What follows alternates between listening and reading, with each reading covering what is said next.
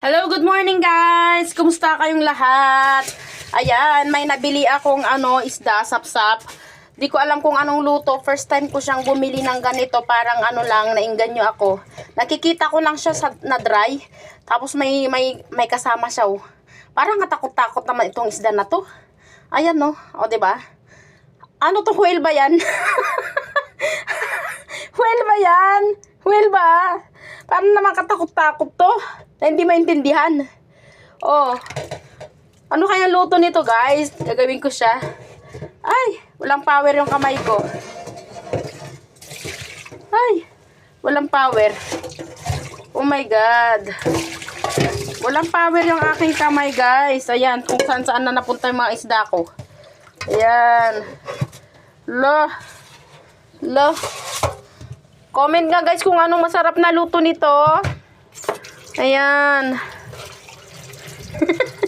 Nakita ko kasi si Ate Evelyn noong linggo. Niluto niya sa sa pressure cooker. Tapos binalot niya ng dahon pero di ko natikman. Ngayon, gagawa naman ako ng aking recipe, sarili kong recipe, guys.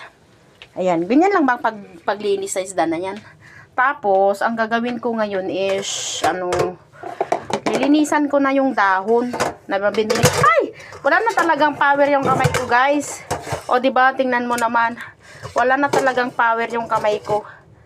Tanda na talaga. Ayan, para, maalis yung tubig niya. Iprito natin yung kalahati. Tapos, yung kalahati naman, iluluto natin sa pressure cooker. Mag-experiment tayo ng pagkain, guys. Ayan, kasama no yung lulutuin kong talong. Requested by my friend. Gusto daw niya na